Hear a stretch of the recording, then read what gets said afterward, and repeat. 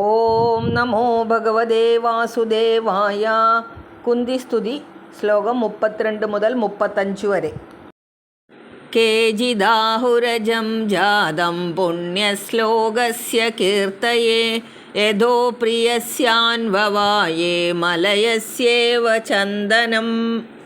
പുണ്യശ്ലോകനാം ധർമ്മജന്മാവിൻ കീർത്തിക്കായിട്ടന്യോനപ്രിയമെഴും യാദവാന്വയത്തിങ്കൽ ഉന്നത മലയമാമലയിൽ ചന്ദനം പോലെ വന്നു ജാതനായ ജനങ്ങെന്നു ചിലർ ചൊല്ലൂ.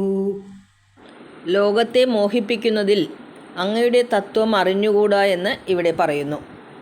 മലയപർവ്വതത്തിൻ്റെ കീർത്തി വർദ്ധിപ്പിക്കാൻ ചന്ദനമരം ആ മലയിലെ വനത്തിൽ വളരുന്നതുപോലെ പരിശുദ്ധ മഹിമയുള്ള യുധിഷ്ഠിരൻ്റെ കീർത്തിക്കായി ജനനമില്ലാത്ത അങ്ങ് യാദവകുലത്തിൽ ജനിച്ചു എന്ന് ചിലർ പറയുന്നു. അപരേ വസുദേവസ്യ ദേവക്യാം യാചിതോഭ്യഘാത് അജസ്ത്വമസ്യ ക്ഷേമായ വധായ ച സുരദ്വിഷാം.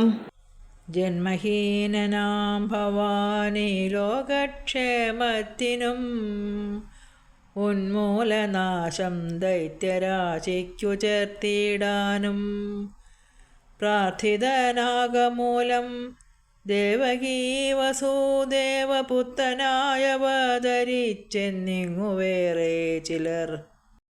മുൻജന്മത്തിൽ സുതപസ് എന്നും പൃശ്നി എന്നും പേരോടുകൂടിയ വസുദേവനാലും ദേവകിയാലും പ്രാർത്ഥിക്കപ്പെട്ടതുകൊണ്ട് ജന്മരഹിതനായ അങ്ങ് ഈ ലോകത്തിൻ്റെ ക്ഷേമത്തിനും ദേവശത്രുക്കളുടെ വധത്തിനുമായി ദേവകിയിൽ അവതരിച്ചു എന്നും മറ്റു ചിലർ പറയുന്നു. ഭാരാവതരണായാന്യേ ഭുവോ നാവൈവോ ദധൗ സീധന്ധ്യാ ഭൂരിഭാരേണ ജാതോ ഹ്യാത്മഭുവാർത്ഥിതഃ. ഭൂരിഭാരത്താൽ താഴാൻ ഭാവിക്കും ഭൂദേവിതൻ ധൂരിനെ സമുദ്രത്തിൽ കപ്പലിൻ ഭരം പോലെ കുറയ്ക്കാൻ ബ്രഹ്മാവപേക്ഷിക്കുക മൂലമായി പിറന്ന സർവേശനാണങ്ങെന്നും ചൊല്ലൂ ചിലർ. അതിഭാരം നിമിത്തം സമുദ്രത്തിൽ മുങ്ങാൻ ഭാവിക്കുന്ന കപ്പൽ എന്ന പോലെ ദുർജനങ്ങളുടെ ആധിക്യം കൊണ്ട് തളർന്നിരിക്കുന്ന ഭൂമിയുടെ ഭാരത്തെ തീർക്കാനായുള്ള ബ്രഹ്മാവിൻ്റെ പ്രാർത്ഥന പ്രകാരം അവതരിച്ചിരിക്കുന്നു എന്ന് വേറെ ചിലർ പറയുന്നു. ഭവേസ്മിൻ ക്ലിശ്യമാനാനാം അവിദ്യാകാമകർമ്മഭിഃ ശ്രവണസ്മരണാർഹാണി കരിഷ്യന്നിതി കേചന.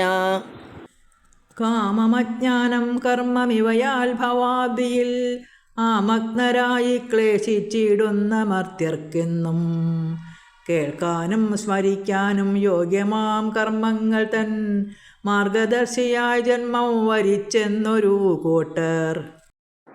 ഈ സംസാരസാഗരത്തിൽ അജ്ഞാനം, ആഗ്രഹം, കർമ്മം എന്നിവ കൊണ്ട് ക്ലേശിക്കുന്നവർക്ക് കേൾപ്പാനും സ്മരിപ്പാനും യോഗ്യമായ കർമ്മങ്ങൾ ചെയ്ത് സംസാരത്തിൽ നിന്ന് സംരക്ഷിക്കാൻ വേണ്ടി അവതരിച്ചതാണെന്ന് മറ്റു ചിലർ പറയുന്നു.